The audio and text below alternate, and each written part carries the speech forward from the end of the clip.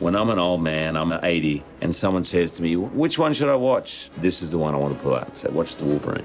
If you want to see that character, if you want to experience being inside his head, if you want to experience 100 minutes of the fiercest superhero of them all, watch this one.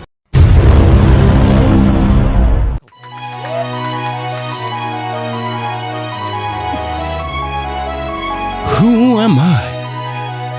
Am I a superhero with some claws? Or just an actor searching for applause? Wolverine has all the fans, but what about me, Hugh Jackman? Who am I? I play the Wolfman, yes, it's quite the task. I'm at the gym doing weights each day. Hugh has got to look buff, they say. Must I lie? I cannot eat this ice cream anymore. And all my snacks and crisps, they're gone. And now this Wolverine can go on. Who am I?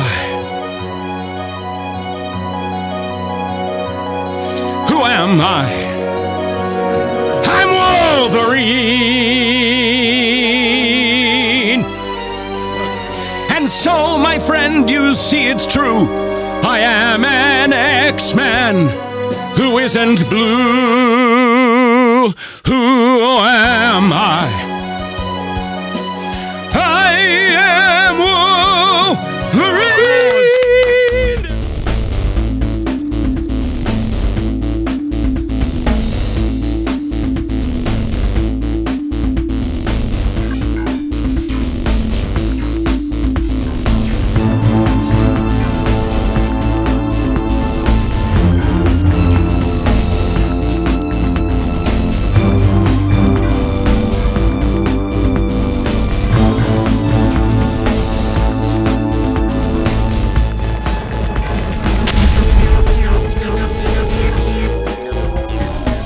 Back in 2007, when Gavin Hood was working on X-Men Origins Wolverine, he brought up the idea of doing a sequel. One of the post-credit scenes planned for that movie showed Wolverine drinking in a Japanese bar, which indicated the Japan story arc in the Wolverine Limited series from 1982, written by Chris Claremont and drawn by Frank Miller. Hugh Jackman has said this is his favorite Wolverine story, and the one he feels best defines the character.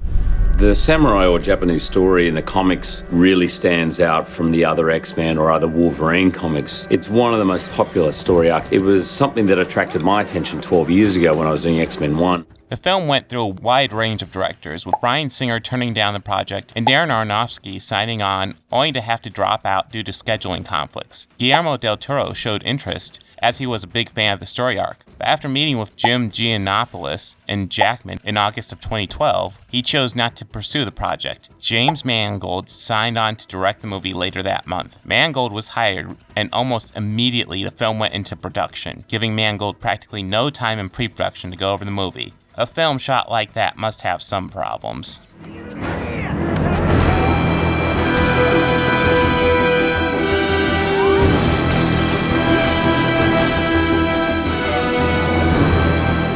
Harada seems like he should be a major character in this story. He's always popping up and always seems to serve some sort of purpose to the plot. But no matter how many times I watch this movie, I just never ever remember him. We're still missing the teenage love puppy and Steve the pirate. Who's Steve the pirate? The only guy on our team who dresses like a pirate. Wait, there's a guy on our team dressed like a pirate? He just pops up and it's kind of like, oh, it's that one guy who keeps popping up. Perhaps it's because he seems to keep on switching sides, or perhaps they just didn't think of anything memorable for his character. He seems to exist more because the script says he needs to be there, and less because he actually provides any sort of real substance to his story. Look, it's Steve the pirate.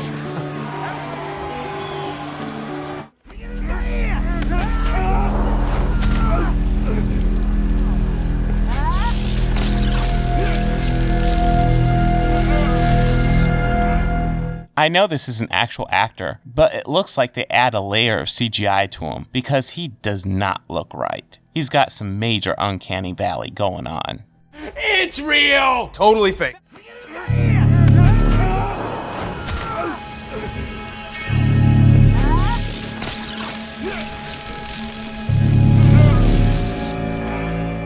Shingen was a major character in the Claremont Miller comic book. He showed the incredible ability to easily beat Wolverine despite having no superpowers to speak of. It made him a unique villain who could easily humiliate Wolverine at will. Here, he exists because he was in the comic book, and to eat up time while we wait for the nonsense that is his father's plan to come to fruition. If you cut him from this movie, nothing of the core story would change, and you'd end up with just a shorter movie.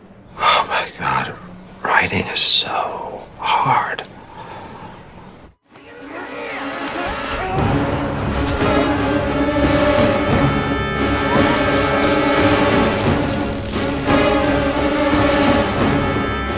One of the big obstacles Wolverine has to deal with here is the loss of his healing factor, but he never really seems to lose it. It just seems like it's slowed down a bit. He's reacting to getting injured like he doesn't heal, but the simple fact that he doesn't get killed, or at the very least knocked out from his injuries, says he's still got some healing factor going on.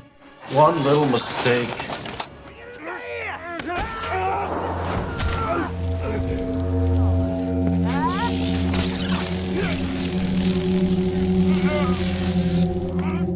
There's just no other way to say it. Viper just doesn't work at all in this movie. Her powers are nebulous, and they appear to just do whatever the screenplay needs them to do at any given time. Her motivations are iffy at best. She works for Yoshida, but why would he want Wolverine's powers suppressed? Doesn't that just increase his chances of dying? Can he still take his powers after Wolverine dies? Tampering with people's brainwaves, mind manipulation. It just raises too many questions. What she wants, what her goals are all unknown. She essentially exists just to do what the script says. Hey, listen, it's wonderful to see you guys, but how did you ever find us? Oh, easy. We just read the screenplay you left us. Exterior Desert Night. We knew right where you were.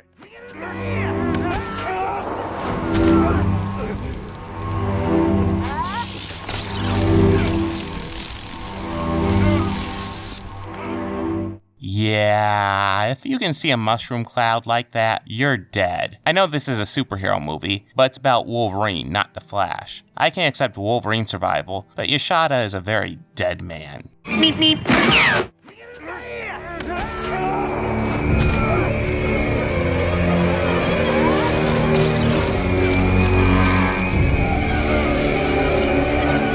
I'm not a fan of being too general with these points, but sometimes I have to. There's just too much to pick apart with this third act. The reinvention of Silver Samurai into something much less compelling and more cartoony than the comic book version, the loss of Wolverine's adamantium claws, which was likely a reference to X-Men number 25, where Wolverine loses his adamantium. Difference is, that was a huge event where Magneto nearly kills Wolverine by sucking out the adamantium. Here it feels like an afterthought, and it's pretty much proven to be an afterthought when we see Wolverine in Days of Future Past. His claws are back to normal with no explanation. Sure, lots of possible fan theories, but nothing with any evidence provided by the movies. The bit where Silver Samurai kills his comic book alter ego, that's right, this movie has Silver Samurai essentially kill himself. The continued presence of Viper, who still sucks as a villain. The third act is the convergence of every weakness of the movie, all coming together to make one giant clusterfuck of an ending. It's the moment where the movie goes completely off the rails with no direction in sight. If the entire movie was like this third act, we might have actually ended up with something on the same level as X-Men Origins Wolverine.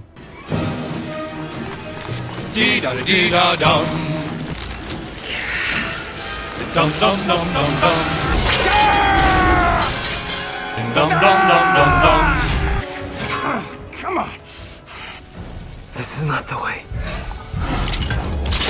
Dum-dum-dum-dum-dum. I have seen the unedited version of this movie. In fact, it's the version I own. I would say it's an improvement over the theatrical cut, but not a vast one. Not enough to change my rating or my overall opinion of the movie. It has all the same issues of the theatrical cut, with maybe a couple of slight cosmetic improvements. If you want proof that James Mangold is a damn good director, then look no further than The Wolverine. He joined on to direct very last minute, and the story elements not based on the source material ranges from meh to downright awful, with little exception. Yet somehow this movie works. The Wolverine is easily one of the more accurate comic book adaptations from the source material as far as live-action movies go. That being said, pretty much every story change made from the source material is a pretty massive downgrade. It's interesting because The Wolverine is a really well-directed movie. James Mangold adds a great Western feel. If it weren't for his clear direction and Jackman's raw dedication, not just to this role, but to the story as well, there's not a doubt in my mind this script would have created a train wreck on a level par with X-Men Origins Wolverine. Changes from the source material can be good, and are required when translating to a different medium, but the goal should be that all the changes should be equal to or greater than the original. When you change something for worse, it just begs the question why. The only stuff I actually liked that wasn't in the source material was the bits during the atomic blast in World War II. I know, I criticized the slow-moving bomb, but adding history to Wolverine and giving him a place during one of the most destructive events in world history adds a lot to a story, and actually feeds into the narrative that Wolverine cannot die. The idea of immortality and how everyone around Wolverine will die while he keeps on going is something Mangold wanted to focus on in this movie, and it's the one aspect that works incredibly well until the third act. When we first spoke, he said two things to me. One is the outlaw Josie Wales, which was a great kind of idea and template for this movie. And the second thing he said to me was, everything Wolverine loves dies, which is very powerful. And that idea that you're on your own, really desperate to connect on some elemental level, but terrified of doing it. Because every time you do that, something bad happens. The idea that Wolverine has a long life of many regrets, a life that he seems sick of, but at the same time, he's not ready to give up on it. All he's been through and all his posturing throughout this movie, and in the end, he's just as afraid of death as the next person.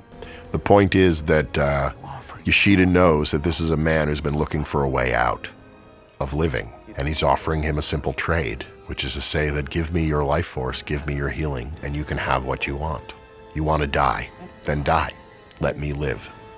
And in many ways, he's pinning Logan. Not only is he making a fairly nefarious bargain, but he's also pinning Logan on his own bullshit, which is just that if Logan's living like a man who wants to die, what happens when you actually offer him a way out? Well, he's running away. So, to me, what that says is despite his isolation, despite his anger, he doesn't want to go. He's still got life force in him. Granted, the third act is what really stops this movie from being the quality piece it should be. Wolverine versus Giant Metal Man in this grounded movie about facing your life and embracing it is just weird. You would think it was the part borrowed from the source material, but this Silver Samurai is pretty much name only. The original was a man in a suit, not a giant robot man. Somehow the movie ends up being less realistic and grounded than the comic book with this character. While much of the movie falls apart, it doesn't fall apart enough for me to say I don't enjoy it. It's a well-directed movie that tries to explore what it means for Wolverine to be Wolverine. Its success at this endeavor is questionable, especially at the end, but still it's an entertaining enough piece. I give it a 7 out of 10.